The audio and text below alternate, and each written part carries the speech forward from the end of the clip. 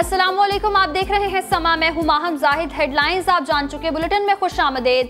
सबसे पहले शहर कायद की सूरत हाल से आगाह करेंगे। ना जाने क्यों कराची को काले पानी की सजा मिल रही है। हर गली, हर मोहल्ले एक ही नज़ारा देखने को मिल रहा है। कहीं उबलते गटर हैं, कहीं गंदे पानी की दहशत है। कोई शहरी लड़खड़ाता है तो कोई गिर जाता है, लेकिन गंदा पानी सर ताने खड़ा रहता है। पोश इलाका हो या गरीब की बस्ती, कोई भी इससे नहीं बची।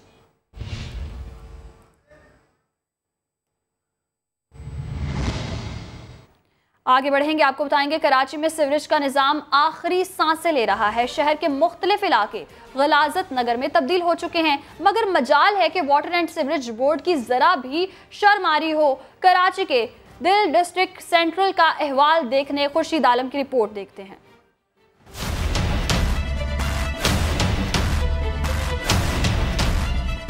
जिला वस्ती का कदीम और अहम इलाका लियाकताबाद गंदे पानी से आबाद हो चुका है। गली मोहल्लों में बहता सीवरेज का पानी बीमारियां बांट रहा है। यहाँ चलना फिरना तो दरकिनार, सांस लेना तक दुश्वार है। रास्ता है कहीं आने जाने का, कहाँ जाएगा बंदा? बीमार है या कुछ है, कैसे जाएगा ये बताओ। वक्त तो ये धक्का दे रहे हैं, हालांकि हमें 50 साल हो गए यहाँ पे रहते हुए, लेकिन कभी ऐसे हालात नहीं देखे जो आज हो रहे हैं। गुजारा ऐसे कर रहे हैं कुत्ता बिल्ली होते हैं ना, इस तरह गुजारा हो रहा है यहाँ। मासूम बच्चे गंदे जरासीम, ये देखें टांगों में हमारी चोटें लग रही हैं, गंदे जरासीम लग रहे हैं।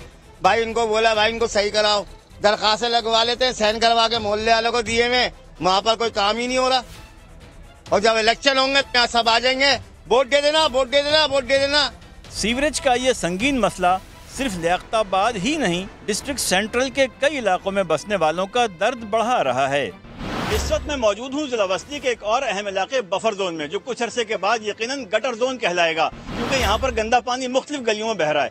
इस गंदे पानी से लोगों पर क्या असरात पड़ रहे हैं, वो किस अजियत की जिंदगी गुजार रहे हैं, मालूम करते हैं यहाँ के लोगों से। 1 महीने से यहाँ पर पानी भरा हुआ है, लोग मोटरसाइकिल वाले गिर रहे हैं, ये जो नई लाइन खुद, ये गटर लाइन, इसमें गिर रहे हैं लोग, औरतें बेचारी गिर रही हैं यहाँ पर, लेकिन कोई सुनने वाला नहीं है। किससे बोले? MQM वाले जो है बोलते हैं वो करेंगे, हम नहीं करेंगे, वो करेंगे, आपस में ये झगड़ा कर रहे हैं। मुसीबत से हमें डाला हुआ है। मैं दिल का मरीज हूँ, पार नहीं कर सकता, बड़ी मुश्किल से अभी 3000 रुपए देके थोड़ा सा रास्ता बनाया। मेरा बच्चा माजूर है, नहीं रोड पार कर सकता। डॉक्टर के ले जाने के लिए एक अजाब में फंसे हुए हम तो भाई, अजाब में फंसे हुए हम तो भाई। न्यू कराची का हाल भी देखते चलें, जहां अब कुछ नया तो रहा नहीं, अलबत्ता गलियों में मौजूद गंदा पानी वजारत बल्दियात की नाअहली की गवाही दे रहा है। ये कहना गलत न होगा कि कराची के दिल डिस्ट्रिक्ट सेंट्रल में सीवरेज की शरियानें अपनी मुद्दत पूरी कर चुकी हैं। इसके बावजूद मुसलसल 2 बार अपनी मुद्दत पूरी करके तीसरी मरतबा हुक्मरानी करने वाली जियाली सरकार कराची वालों का दर्द दूर नहीं कर पा रही। कराची का मसला यह है कि घरों में मीठा पानी आता नहीं और गलियों में मौजूद गंदा पानी साफ होता नहीं। कैमरामैन कामरानुद्दीन के साथ खुर्शीद आलम, समा, कराची। डिस्ट्रिक्ट साउथ के मुख्तलिफ इलाकों के मकीन गंदे पानी की सजा भुगत रहे हैं, मगर बेरहम हुकूमती इदारों की को कोई परवाह नहीं है। इसी डिस्ट्रिक्ट में मौजूद लियारी के बासियों का क्या हाल है, बता रहे हैं मुदस्सिर नजीर इस रिपोर्ट में। डिस्ट्रिक्ट साउथ की जान, माजी में पाकिस्तान पीपल्स पार्टी की पहचान रहने वाला लियारी क्या आज भी सिंध हुकूमत का चहेता है? आइए आपको सूबाई हुकूमत की कारकर्दगी की चंद झलकियां दिखाते हैं। मुसलसल ये सीवरेज का मसला, रोड की खुदाई का मसला और ये पानी का मसला, इतने मसाइल हैं कि बस अल्लाह ये जो हल कर दे। बाकी इन जितने भी ये हमारे सियासतदान हजरात हैं, फिर चाहे वो सिंध हुकूमत हो गई या हमारे बल्दियाती नुमाइंदे हो गए, जितने भी, सब हमें लॉलीपॉप दे रहे हैं। हमारी सारी रोजगार जो है ना बर्बाद है और तबाह हो गई है। बिल्कुल हम जो है ना कर्जों पे कर्जे हमारे ऊपर चढ़ रहे हैं, हम किराया नहीं दे सकते हैं, दुकान के किराया अदा नहीं कर सकते हैं। ये हम 2 साल से भुगत रहे हैं, 2 साल से। कमिश्नर आया था, कमिश्नर भी होके क्या बोलता, हाँ ये 2 दिन में खुल जाएगा, कुछ भी नहीं होता। भाई खुदा का वास्ता है, इसको कुछ करो यार। कोई तो सुन ले, कोई वजीर आला सिंध ही सुन ले, भाई ये लियारी को सही करवा दो, अल्लाह के वास्ते सही करवा दो। लाखों रुपए का काम कर रहे हैं, अगर इस तरह हालात में कौन आएगा यहाँ पे? हमारी यहाँ बिल्कुल मार्केट बन रही थी, ये खंडर कर दिया है। सर ये पिछले साल जो बकरा ईद पे बारिशें हुई थी ना, ये जब से पानी ऐसे का ऐसे ही खड़ा है। बहुत बहुत कंप्लेनें की, बहुत कुछ किया, लेकिन लोग आते हैं, देखते हैं, तस्वीरें खींचते चले जाते हैं। ये आप देखें नमाज, ये जो नमाज घर से विजू करके आ रहे हैं उनका विजू टूट जा रहा है। हमें मजबूरी यहाँ से विजू करना पड़ता है मस्जिद में, अलग हम घर से विजू करके आ रहे हैं। अवाम का जब्त जवाब दे चुका है। जिन्हें अहद वफा याद ना रहा वो अवामी नुमाइंदे यहाँ का रुख कैसे करेंगे। कैमरामैन शाहिद बलोच के साथ मुदस्सिर नज़ीर, समा, कराची। और अब आपको शाह फैसल कॉलोनी की सूरत हाल दिखाते हैं। शहर के दीगर इलाकों की तरह यहाँ की गलियां भी सीवरेज के पानी से भरी हैं। साथ साबरी की रिपोर्ट में देखिए। हर तरफ काला पानी। अब यही है शाह फैसल कॉलोनी की कहानी। यहाँ भाई 2 महीने से यही रोटेशन है, जब से ये समझ लो लॉकडाउन हुआ है, जब से ये गटर ऐसे ही भर रहे हैं। ये आगे यहाँ पर बाड़े हो, बाड़ों का सारा गंद आता है गटर में भरता है, और फिर वहाँ से एक ही गटर बाड़ों वालों भरता है और पूरा रोड गंदा करता हुआ चलाता है। इन गलियों को देखकर लगता है जैसे यहाँ सिंध सरकार या बल्दियाती इंतजामिया का कोई नुमाइंदा ही नहीं। वाटर एंड सीवरेज बोर्ड को भी इलाका मकीन कई शिकायत कर चुके। हम नमाजी लोग गुजरते हैं, हम लोग देखें बच्चे हैं, छोटे बीमारियां लोग आए हैं, कम से कम आज 2 दिन के बाद 3 दिन के बाद ये पानी आता रहता है यहाँ पे। सर यहाँ कोई नहीं आता, वोट लेने के लिए लोग आते हैं, इसके अलावा कोई नहीं आता। उनकी शक्ल ही याद नहीं हम लोग को जो आए थे वोट लेने के लिए। और यहाँ अक्सर पानी बहता रहता है, ये मस्जिद में नमाजी आते हैं, जुम्मे के दिन पानी ज्यादा होता है। किसी का इंतकाल है तो नमाज जनाजा नहीं पढ़ा सकते, यहाँ पर आगे पीछे फिर लेके जाना पड़ता है और बहुत बुरा हाल है, आने जाने में तकलीफ है हद से ज्यादा। गलियों में जमा सीवरेज के पानी ने बल्दियाती हुकूमत की कारकर्दगी पर भी पानी फेर दिया। तो कराची में जगह जगह उबलते गटर्स हैं। शहर के बल्दियाती इदारों की कारकर्दगी पर भी सवालिया निशान उठ गए हैं। इसी हवाले से हमारे साथ बात करने के लिए मौजूद हैं सिंध असम्बली में फंक्शनल लीग की रुकन नुसरत सहर अब्बासी साहिबा। नुसरत साहिबा, कराची पे कब रहम आएगा? मसाइल हैं कि बढ़ते चले जा रहे हैं और हमेशा की तरह ऐसे ही होता है कि गलियां भर जाती हैं, पानी से जमा हो जाती हैं, उबलते गटर होते हैं, लेकिन कोई पुरसाने हाल नहीं है कराची का। बहुत शुक्रिया समा तो खिदमत कर रहा है, अल्लाह समा को इसका अजर देगा, क्योंकि जो कुछ आप दिखा रहे हैं जिसको करना है, जिनकी जिम्मेदारी है, और जो वहाँ के लोगों को बेवकूफ़ बना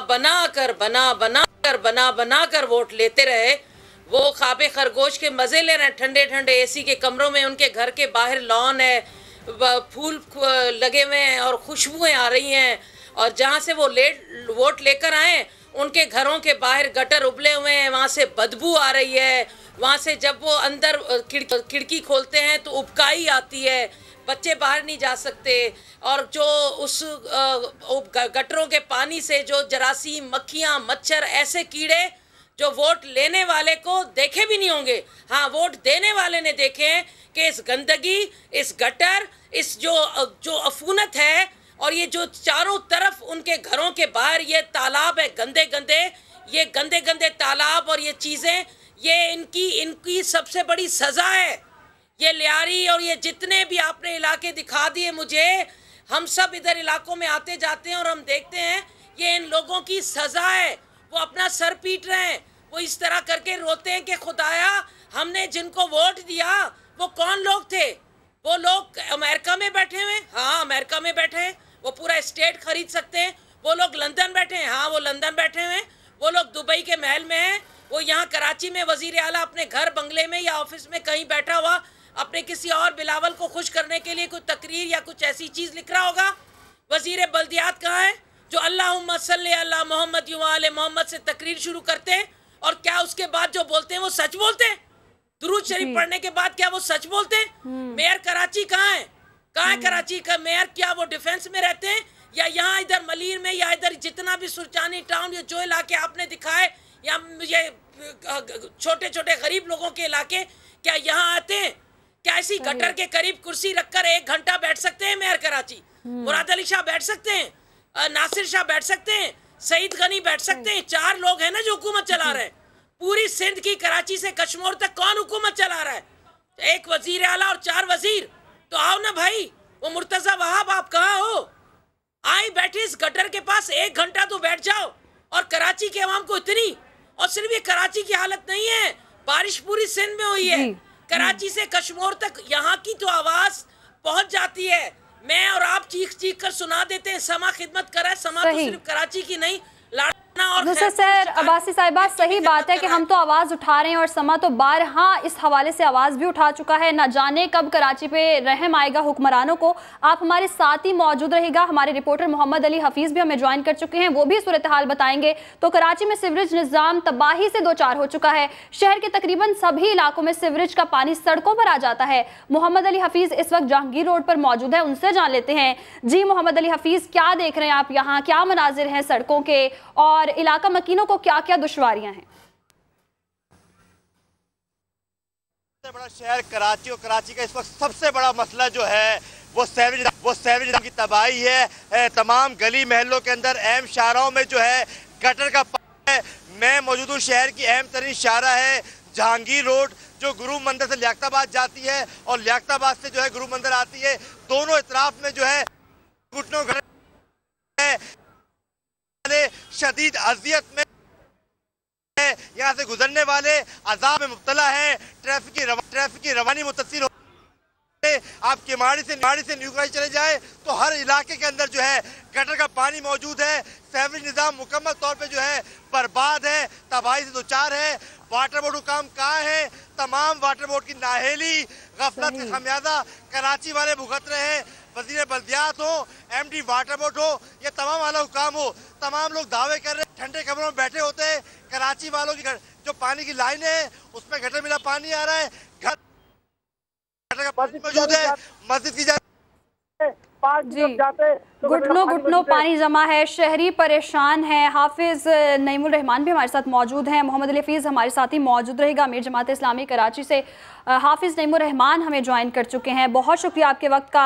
हाफिज नईमुल रहमान साहब, जैसे कि बताया गया हमारे रिपोर्टर की जानिब से, ये तो इन्होंने एक रोड की बात की जहां इतना पानी खड़ा है, शहरी परेशान है। कराची का कोई इलाका उठा लें, कोई किसी इलाके की बात कर लें, वहाँ भी यही सूरत हाल है। घुटनों पानी जमा है, जनाजा ले जाना हो तो दुश्वारी है। तो आखिर कराची पर रहम कब आएगा?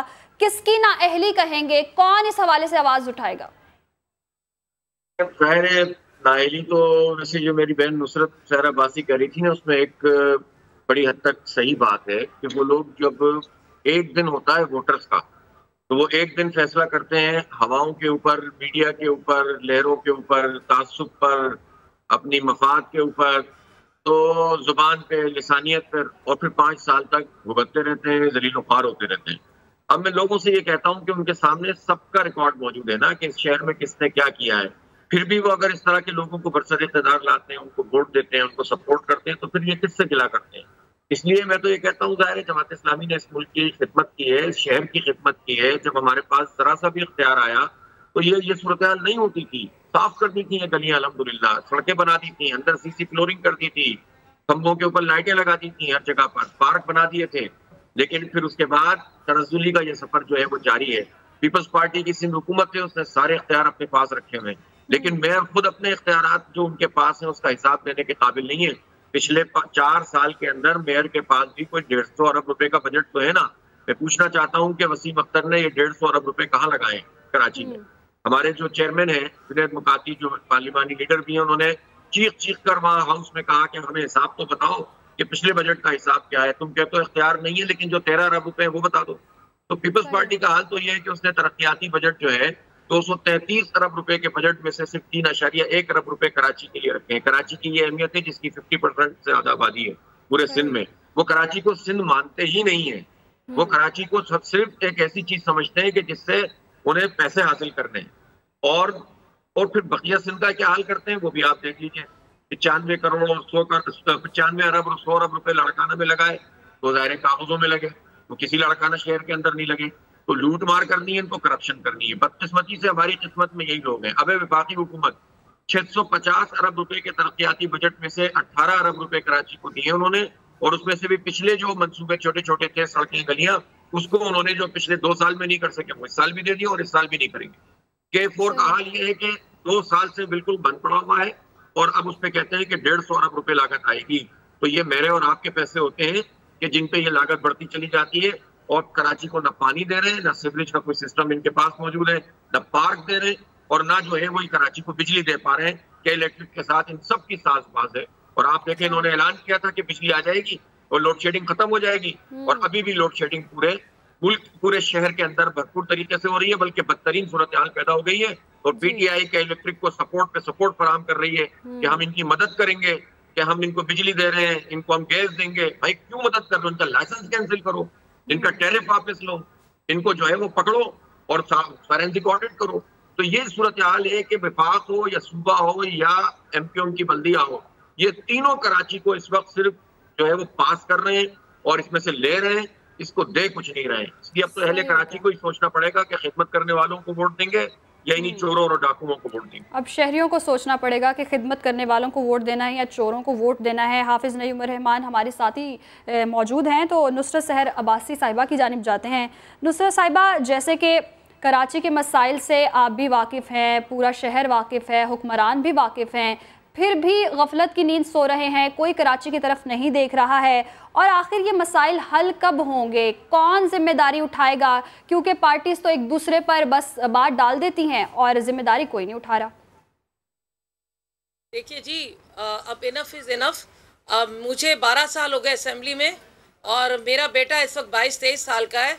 और इतने सालों से, ये जब से मेरा बच्चा इतना हुआ है, इतने सालों से मैं कराची से कश्मीर तक सिंध का ये हाल देख रही हूँ। 1000 से ज़्यादा अरब का इनका तरक्याती बजट है। आपसे सवाल है, पूरी आवाम से, खुदा का वास्ता है, आप क्यों नहीं, आवाम क्यों नहीं जागती? अपनी किस्मतों में ऐसे लोग क्यों लिखवाते हैं?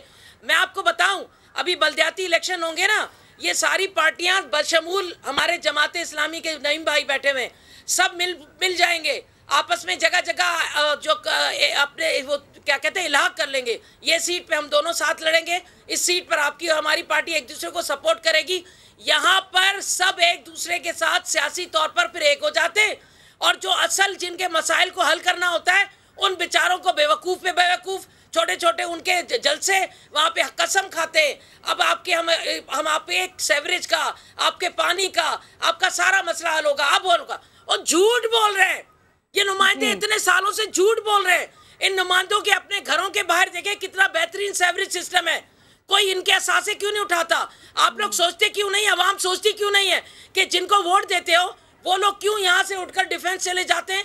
वो यहाँ से वोट, जिसको वोट देते हैं उस वोट देने वाले की जिंदगी ये है कि वो गटर के पानी में जा रहा है, बच्चे खेल रहे हैं, मर रहे हैं, गटर में गिर रहे हैं, बच्चा मर गया, लाश उठा के अस्पताल पहुंचे, वहां भी कुछ नहीं हुआ था, चीखे चिल्लाए, कोई नोटिस ले लिया वजीर आला ने, चलो कुछ नहीं हुआ। ये किस्मत है तुम्हारी कराची वालों, ये किस्मत है ना, ये लिखी है ना। जब वजीर आला कायम अली शाह कहता है कि वाटर बोर्ड में दहशतगर्द भरे हुए, तो आज तक किसी ने निकाला? उन दहशतगर्दों को निकाला? केएमसी में दहशतगर्द भरे हुए किसी ने निकाला? वो दहशतगर्द कहाँ गए? क्या अभी भी मौजूद है? तो मौजूद है तो इसका मतलब खा रहे हैं ना। वो काका मोराई, वो पता नहीं कौन कौन से सूमरो जो सेक्रेटरी रहे यहाँ पर खा पी कर भाग गए। ओ भाई, यहाँ पर एहतसाब नहीं होगा।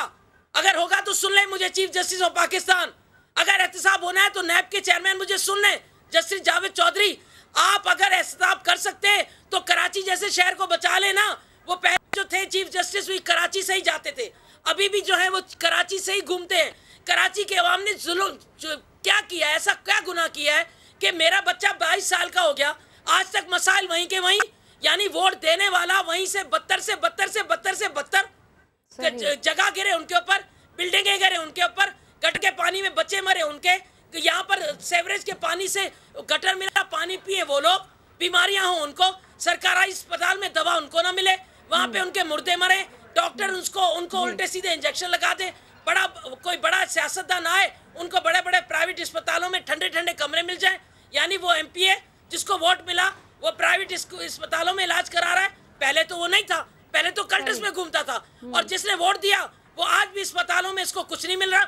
आज भी अस्पतालों में डॉक्टर ना कुछ, उसको मुर्दा उठाकर दे देते हैं, एम्बुलेंस भी नहीं देते, जाओ ले जाओ गधे गाड़ी पर, जिस पर भी ले जाना ले जाओ।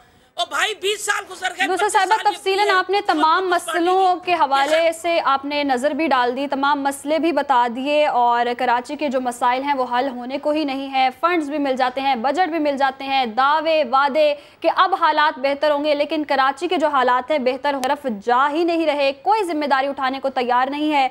और अब देखना यह है कि कराची की कौन जो है खिदमत के लिए हाजिर होता है और कौन कोई फरिश्ता ही आएगा जो कराची के मसले हल होंगे। बहुत शुक्रिया नुसरत साहिबा हमारे साथ मौजूद थी, आप और इस हवाले से बात कर रही थी। सिंध हुकूमत का मौक़िफ़ जानने के लिए हम वज़ीर बल्दियात और इत्तलात नासिर शाह से गुज़श्ता रोज़ से रब्ता कर रहे थे। आज जब उनके बुलाने पर हमारी टीम पहुंची तो नासिर शाह खुद मीटिंग में चले गए। इसी पर मज़ीद बात करेंगे ब्यूरो चीफ कराची फैसल शकील साहब से। फैसल शकील साहब, हम तो बात करने पहुंचे और ख़ुद उन्होंने मीटिंग रख ली, ये क्या मामला हुआ? जी बिल्कुल, कराची की जो सूरत हाल है इस पर जो है सिंध हुकूमत से उनका मौक़िफ़ जानने के लिए हम गुज़िश्ता रोज़ से नासिर शाह साहब से रब्ता कर रहे थे। आज जो है उनका कमिटमेंट हुआ सुबह हमसे और उन्होंने हमें बुलाया। हमारे रिपोर्टर संजय साधवानी जब पहुंचे तो वो जो है उनके सामने ही वो मीटिंग में चले गए और कह रहे थे कि वो जब मीटिंग से फारिग होंगे तो अपना मौक़िफ़ देंगे। तो इस तमाम सूरत हाल पर सिंध हुकूमत का मौक़िफ़ जो है वो नहीं दिया जा सका और 12 साल से सिंध हुकूमत में यही कराची में हुकूमत कर रही है और कराची का हाल ये है, तो हमें ज़रूरी था कि हम इनसे इनका मौक़िफ़ भी हासिल करें। जी, तो फैसल शकील हमें अपडेट कर रहे थे। सिंध हुकूमत का मौक़िफ़ जानने के लिए हम वज़ीर बल्दियात और इत्तलात नासिर शाह से गुज़श्ता रोज़ से रब्ता कर रहे हैं और आज जब उनके बुलाने पर हमारी टीम पहुंची तो नासिर शाह खुद मीटिंग में चले गए और सिंध हुकूमत का मौक़िफ़ जानने के लिए नासिर शाह से हम राब्ते की कोशिश में रहे और नासिर शाह आज समा की टीम को बुलाकर खुद मीटिंग में चले गए। यूँ लग रहा है कि वो जिम्मेदारी उठाने को तैयार नहीं है और किसी हवाले से मौक़िफ़ देने को तैयार नहीं है। तो सिंध हुकूमत के हवाले से जितने भी मामलात हैं इस हवाले से नासिर शाह ने मीटिंग खुद तो रख ली लेकिन समा से कोई बात नहीं की। इसका मतलब यही है कि वो अपना मौक़िफ़ देना नहीं चाह रहे। क्या वजह है ये तो खुदा बेहतर जानता है, लेकिन ये है कि उन्होंने मौक़िफ़ देने से ऐसा लग रहा है कि साफ इनकार कर दिया है। कि इलेक्ट्रिक की बिजली के टैरिफ में इजाफा क्यों किया जाए, वज़ीर आज़म इमरान खान ने अहम इजलास कल तलब कर लिया है। तो अहम इजलास तलब किया गया है। वज़ीर आज़म इमरान खान की जानिब से बिजली कीमतों में इजाफे से मुतालिक ब्रीफिंग भी दी जाएगी इस इजलास में और वज़ीर आज़म इमरान खान ने अहम इजलास कल तलब किया है कि इलेक्ट्रिक की बिजली की कीमत में इजाफे क्यों किए जा रहे हैं। वज़ीर आज़म इमरान खान ने अहम इजलास कल तलब किया है और इस हवाले से इजलास में डिस्कशन होगी, मामलात तय पाएंगे। तो बिजली कीमतों में इजाफे से मुतालिक ब्रीफिंग भी दी जाएगी। सिंध हुकूमत और के इलेक्ट्रिक हुकाम इजलास में तलब किए गए हैं। कल अहम इजलास होगा कि इलेक्ट्रिक के हुकाम भी यहाँ मौजूद होंगे और बिजली की कीमतों में इजाफे से मुतालिक ब्रीफिंग भी दी जाएगी। तो अहम फैसले मुतवक्के हैं इस इजलास में कि इलेक्ट्रिक और बिजली की लोड शेडिंग के हवाले से तो कि इलेक्ट्रिक की बिजली के टैरिफ में इजाफा क्यों किया गया, इस हवाले से सवाल भी किया गया। तो वज़ीर आज़म इमरान खान ने इस सवाल के हवाले से अहम इजलास भी तलब कर लिया है। अब्बास शबीर से जानेंगे। जी अब्बास, बताइएगा कल अहम इजलास होने जा रहा है, कौन कौन से अहम फैसले मुतवक्के हैं?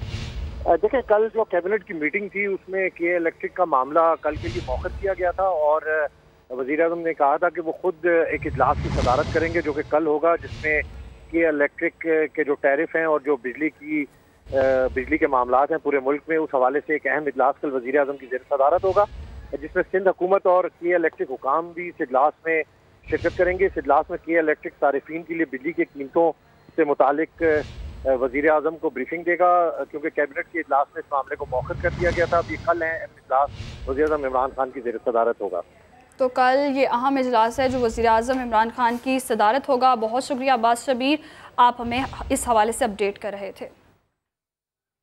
कि इलेक्ट्रिक के वफाकी वज़ीर असद उमर को भी कराई गई यकीन दहानियाँ झूठी निकली। शहर के मुख्तलिफ इलाकों में गैर एलानिया लोड शेडिंग का सिलसिला जारी है। इस वक्त समा के नुमाइंदे खुर्शीद आलम लियाकताबाद में मौजूद है, उनसे जानते हैं। जी खुर्शीद, बताइएगा।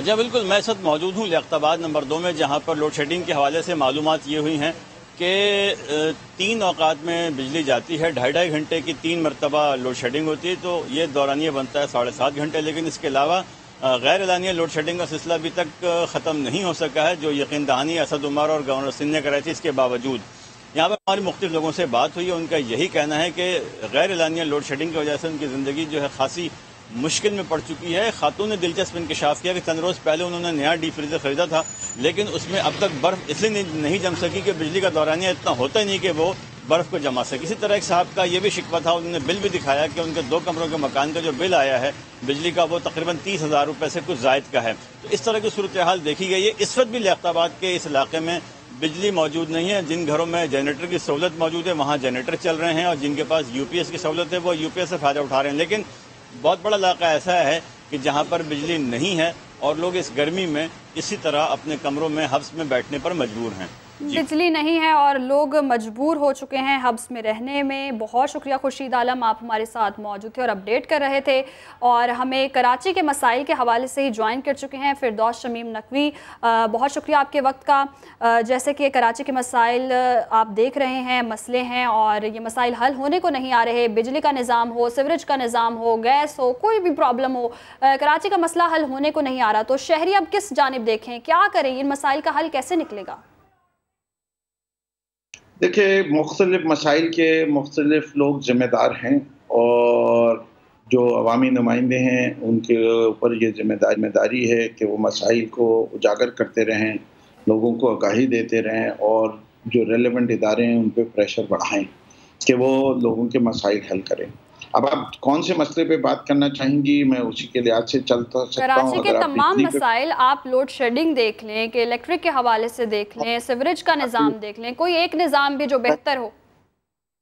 चलिए, पहले बिजली, फिर सीवरेज, फिर ट्रांसपोर्ट, जो आप कहती जाएंगी उसको लेते जाएंगे, ठीक है। बिजली के निज़ाम के लिए पहले आपको मसला समझना है कि मसला है क्या और मसला किसने पैदा किया, कैसे पैदा हुआ और अब इस मसले का हल क्या है। इससे कि मसाइल सिर्फ निशानदही करना ज़रूरी नहीं है, उसके हल भी लाना ज़रूरी है। मसला आज के लिहाज से पहली तारीख ये है कि इलेक्ट्रिक के लोड शेडिंग का सिलसिला कराची के अंदर 1998 से शुरू हुआ। इससे जनरेशन कैपेसिटी वर्सेस रिक्वायरमेंट बिजली की बढ़ गई। 2005 में हुकूमत ने फैसला किया जो कि सऊदी अरेबिया की कंपनी को दे दिया। उस कंपनी ने 2005 में मेजॉरिटी शेयर जो है वो अबराज ग्रुप को बेच दिया और वो 2009 में हुआ। उसमें जो जो एग्रीमेंट्स किए गए उसकी कोई ट्रांसपेरेंसी नहीं रखी गई, कोई बताया नहीं गया और आज बिजली को प्राइवेटाइज हुए एक मोनोपोली को देख के 2015 से हम अब खड़े हुए 2005 से 2020 में खड़े हुए हैं, 15 साल गुजर गए, लेकिन ये मोनोपोली जो है वो कराची के लोगों को सर्विस नहीं दे सकती और ये सबसे बड़ा मसला है कि ये क्यों हुआ। इसका बाद आज सूरत हाल क्या है? आज सूरत हाल ये है कि 3100 मेगावाट बिजली पैदा कर सकती है के इलेक्ट्रिक और इंपोर्ट कर सकती है, दोनों उनकी सेल्फ जनरेटिंग कैपेसिटी प्लस जो नेशनल है, इससे ज़्यादा वो बिजली पैदा न ला सकते हैं न पैदा कर सकते हैं आज के दिन। और आज के दिन कराची की बिजली की डिमांड 3400 से 3500 के दरमियान चलेगी, यानी 400 मेगावाट तो शॉर्ट बिजली है ही है। फिरदौस साहब, मसले तो हमें पता है, मसाइल से तो हर कोई वाकिफ है, हर शहरी, हर फर्द कराची का, आप, मैं, हर कोई जानता है। इन मसलों का हल क्या है, वजह क्या है, हल कब होंगे, कौन जिम्मेदारी उठाएगा? भी मैंने आपसे कहा था कि पहले मैं मसला बयान करूं फिर हल भी दूंगा। मसाइल तो मैंने जानते मसला हैं बयान कर दिया कि जी। अगर आप मुझे मौका देंगी तो मैं हल की तरफ आ जाऊंगा। आप बताएं। इसे ये वफाक के पास है। 2 काम किए गए, बिजली के इलेक्ट्रिक को इजाज़त दी गई कि पावर प्लांट 2 लगाए आने के बाद, और वो 2 पावर प्लांट लगने शुरू हो गए। पहला पावर प्लांट अप्रैल 2021 में ऑपरेशनल हो जाएगा और दूसरा अगस्त 2021 में होगा। इससे 900 मेगावाट बिजली आएगी और 300 मेगावाट के उनके पुराने प्लांट बंद कर दिए जाएंगे, 600 नेट बड़ा इजाफा होगा।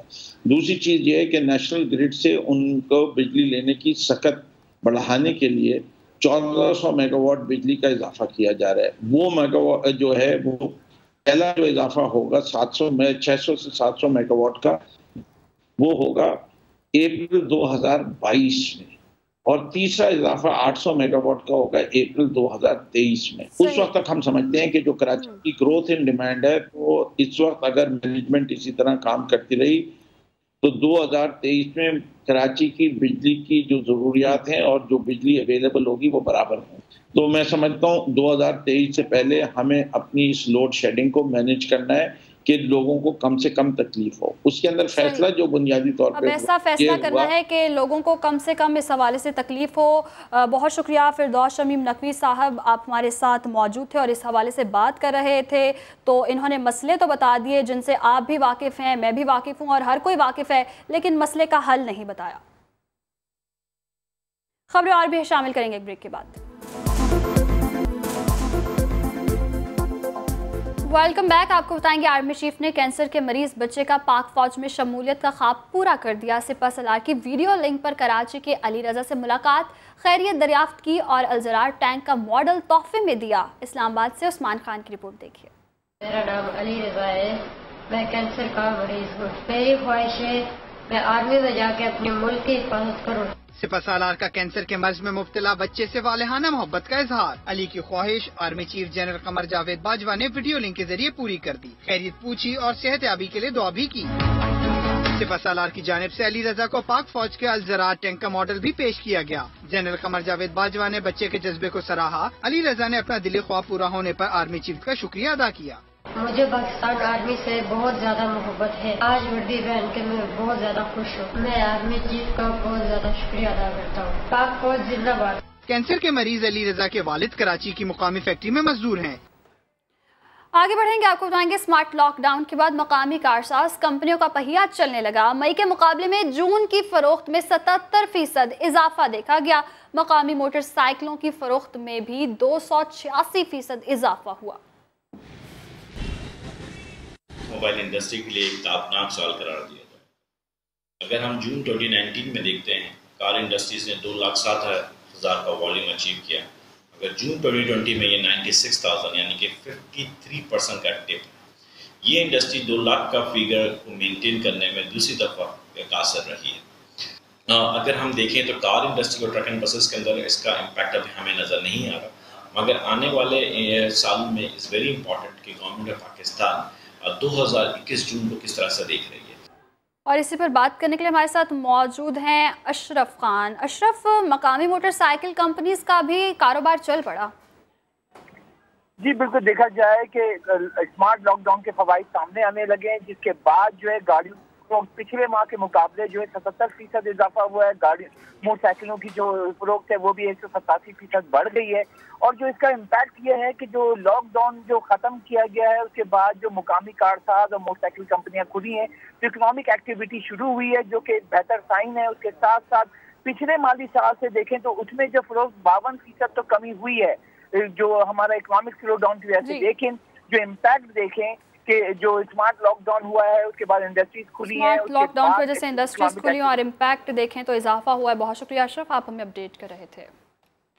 लाहौर के इलाके बादामी बाग में मियाँ बीवी की लड़ाई हमसायों के बच्चे की जान ले गई। लड़ाई के दौरान शौहर ने बीवी को ईंट मारी जो दरवाजे पर खड़े बच्चे के सर में जा लगी। बच्चा मौके पर ही दम तोड़ गया। पुलिस ने अब तक क्या कार्रवाई की है, बता रहे हैं जहांगीर खान। जी जहांगीर। जी, थाना बादामी बाग की हदूद में सादात कॉलोनी का ये इलाका है जहाँ पर यह अफसोसनाक वाक़या पेश आया है। वाक़या कुछ इस तरह से है कि 2 मियाँ बीवी की आपस की लड़ाई में एक 12 साल का बच्चा जाँ बहक हुआ है। पुलिस का ये कहना है कि बाबर नामी शख्स का अपनी बीवी के साथ झगड़ा चल रहा था और ये बच्चा जो कि अपने घर में खाना खा रहा था, बिल्कुल सामने इसका घर है, ये लड़ाई झगड़े की आवाज़ सुनकर बाहर आया और उस घर में दाखिल हो गया जहाँ पर ये मियाँ बीवी की लड़ाई चल रही थी। तो इसी दौरान मुलजिम बाबर ने अपनी बीवी की तरफ कोई ईंट या पत्थर फेंका है जो कि इस बच्चे के सर में लगा और ये मौका पर जाँ बहक हो गया। उसके बाद इस मुलजिम बाबर ने इस बच्चे की लाश को दरवाजे पर रखकर शोर मचाना शुरू कर दिया कि बच्चा गिर गया है और इससे इसकी मौत वाक़ई हुई है। पुलिस ने मुलजिम बाबर को गिरफ्तार करके बच्चे के वालिद की मुद्दत में कत्ल की दफात के तहत मुकदमा दर्ज कर लिया है। बच्चे का पोस्टमार्टम करवा के मैयत वर्सा के हवाले की जाएगी। इस बच्चे के वर्सा का यह कहना है कि बाबर ने बच्चे को ईंट मारकर कत्ल किया है, उसके खिलाफ कानूनी कार्रवाई अमल में लाई जानी चाहिए और इनको इंसाफ फराहम किया जाए।